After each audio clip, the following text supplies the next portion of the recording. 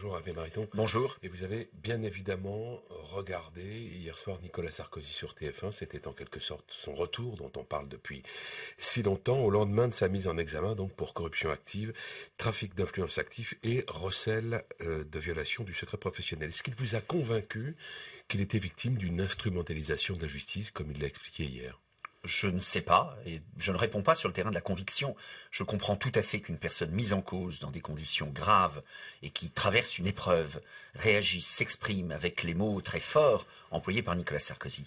J'ai de la sympathie et de la compassion à l'endroit d'un membre de ma famille politique, Nicolas Sarkozy, une personnalité éminente, et en même temps, je ne suis pas dans le fond de l'affaire. Et donc je ne vais pas, simplement comme cela, après les déclarations de Nicolas Sarkozy, trancher à la place des magistrats. À la fois, je dis ma sympathie à Nicolas Sarkozy, et en même temps, je dis ma confiance au fonctionnement de la justice et mon respect envers la justice. Sa mise en cause, par exemple, du syndicat de la magistrature n'a pas lieu d'être pour vous ? Deux choses. D'abord, individuellement, comme on le dit, on ne peut pas demander à un justiciable d'aimer ses juges.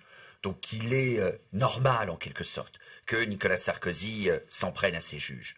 Deuxièmement, il y a un vrai sujet sur le syndicat de la magistrature de notre pays. Et quand Nicolas Sarkozy rappelle les positions de ce syndicat, le mur des cons, il y a quelques mois, il a raison de dire qu'il y a pour le moins un engagement très partisan d'un syndicat et que ça pose problème dans la vie de la France. Et quand il considère qu'il y a eu une volonté de l'humilier, vous partagez cet avis-là ?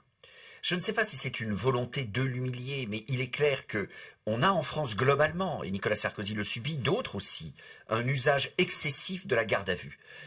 Il n'était sans doute pas indispensable de placer Nicolas Sarkozy en garde à vue pour l'entendre. Est-ce qu'une garde à vue d'une telle longueur était indispensable ? Clairement, Nicolas Sarkozy a raison de s'indigner d'une telle manière de faire. Et quand il dit que tout est fait pour donner une image de lui qui n'est pas conforme à la réalité, là vous n'avez pas de commentaire particulier à faire, vous ne savez pas. Vous avez bien anticipé ma réponse. En effet, je ne sais pas, et là je le dis de nouveau. Vous ne savez pas au fond s'il dit vrai à ce moment-là. Mais attendez, la justice est saisie et c'est la justice qui dira. En même temps, je pense tout à fait fondamental, bien sûr, de rappeler la présomption d'innocence, de rappeler d'ailleurs, pour Nicolas Sarkozy comme pour d'autres, que ce n'est pas à lui de prouver son innocence, c'est à la justice d'établir les faits. Les chefs d'inculpation sont tout de même très sévères. Corruption active, trafic d'influence actif et recel de violation du secret professionnel. Est-ce que on peut penser que les juges ont des éléments sérieux ? Attendez, je ne suis pas à la place des juges. J'espère que les juges ne font pas cela par caprice. En même temps, je ne sais pas. Je constate qu'il y a une personne mise en cause qui conteste et je rappelle la présomption d'innocence. En même temps, je ne m'autorise pas à considérer que les juges travailleraient de manière capricieuse. Est-ce que Nicolas Sarkozy a eu raison hier de s'en prendre à Manuel Valls, à Christiane Taubira, la garde des Sceaux, et même à François Hollande, le président de la République ? À la limite, Nicolas Sarkozy est un homme politique, donc il a plutôt plus raison encore de s'en prendre à des personnalités politiques aussi. En même temps, est-ce qu'il y a instrumentalisation de la justice ? Je n'en sais rien. Et je ne pense pas qu'il faille employer ces termes trop souvent. Donc à la fois, moi je dis ma sympathie à Nicolas Sarkozy. Je comprends que Nicolas Sarkozy se défende. Je comprends que Nicolas Sarkozy mette en cause un certain nombre de manières de faire. Il est libre des mots qu'il emploie. C'est lui qui est en cause. Et je comprends que dans l'épreuve, les mots soient violents. Ce ne sont pas mes mots. Et ceux qui, chez vous, comme par exemple Nadine Morano ou Christian Estrosi, ont des mots très durs sur la justice, ils sont aveuglés par leur amour pour Nicolas Sarkozy ? Écoutez, ils ont une relation avec Nicolas Sarkozy qui n'est pas la mienne. Ils pensent ce qu'ils disent et donc ils le disent. Moi, je m'exprime différemment. Je viens de vous le dire. Je mesure aussi le risque politique de tout cela. Et c'est qu'à la fois, on a un devoir d'amitié, une présomption d'innocence à l'endroit de Nicolas Sarkozy, et en même temps, je mesure le danger qu'il y a dans un système politique que beaucoup voudraient polariser autour d'un seul, le danger qu'il y a alors pour l'avenir de nos idées. Sur l'affaire Big Malion, elle a été évoquée hier soir. Nicolas Sarkozy a dit qu'il n'y avait jamais eu de dépassement des comptes de sa campagne et que les comptes avaient été vérifiés par le Conseil constitutionnel. C'est rassurant, ça ? Vous vous dites, tout est rentré dans l'ordre ? Écoutez, il y a une procédure judiciaire qui est en cours. Il y a un certain nombre d'éléments qui ont été livrés publiquement, comme les factures payées par Big Malion à ses sous-traitants. Là aussi, j'attends de voir ce que la justice dira.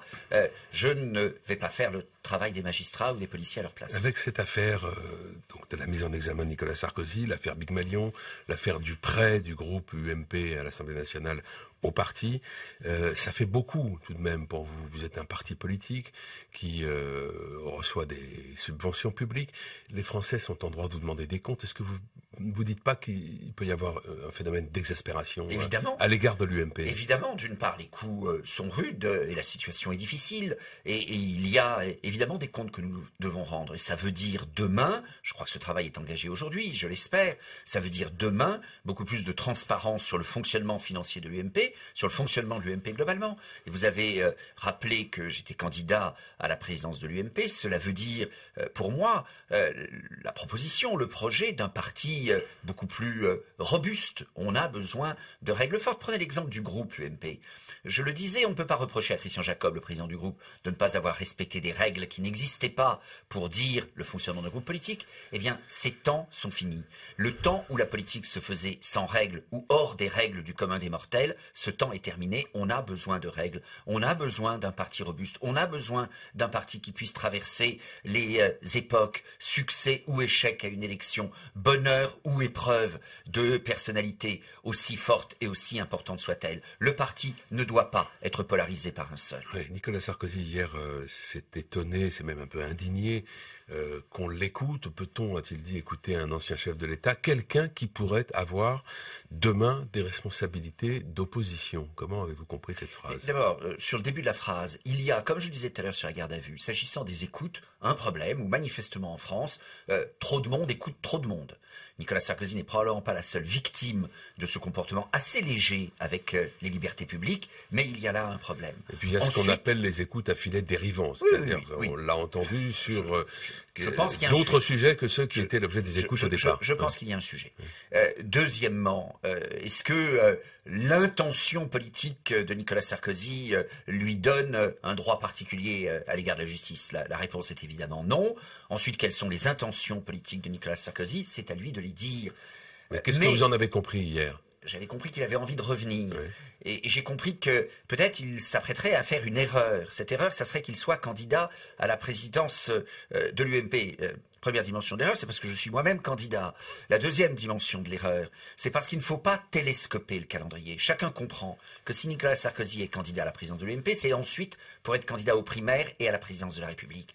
Mais s'il vous plaît, j'en prie tous ceux qui s'intéressent à l'UMP, ses responsables politiques, ses adhérents, arrêtons de télescoper le calendrier, arrêtons d'anticiper les dates. À force d'anticiper, on ne prépare rien. Mon enjeu, moi, mon objectif, si je suis président de l'UMP, et c'est pas une mince mission, c'est de faire en sorte, que le parti soit robuste, que le projet soit vigoureux, que l'on arrive à distinguer le meilleur parmi nous, issu des primaires, qui puisse ensuite être le meilleur candidat pour gagner dans les meilleures chances, pour porter le meilleur projet et pour avoir le maximum de chances de mettre réellement en œuvre en France le projet d'alternance que les Français veulent. Si vous télescopez ces enjeux, on n'arrivera nulle part et c'est alors un grand risque d'échec. Est-ce que Nicolas Sarkozy n'est pas, depuis déjà un petit moment, mais peut-être plus encore aujourd'hui, en train d'asphyxier l'UMP? Je n'utilise pas le mot que vous utilisez parce que je me suis donné une obligation de bienveillance et elle s'applique aussi à Nicolas Sarkozy. Mais je pense, voyez-vous, qu'à la fois Nicolas Sarkozy peut être un atout. S'il apparaît, et je ne sais pas ce que sera le contexte de 2017, qu'à un moment il est le meilleur candidat, et il faut alors qu'il puisse l'être, et je voterai pour lui avec enthousiasme. Et ça n'est pas écrit d'avance. Et fermer le jeu aujourd'hui va en effet contre l'intérêt de l'UMP, et va contre l'intérêt et l'objectif de nos électeurs. Donc Nicolas Sarkozy, peut-être, si au moment c'est le meilleur, en tout cas, fermer le système aujourd'hui, organiser l'UMP autour d'un seul, ça n'est l'intérêt de personne. Je ne pense pas même celui de Nicolas Sarkozy. Merci Hervé Mariton. Bonne journée.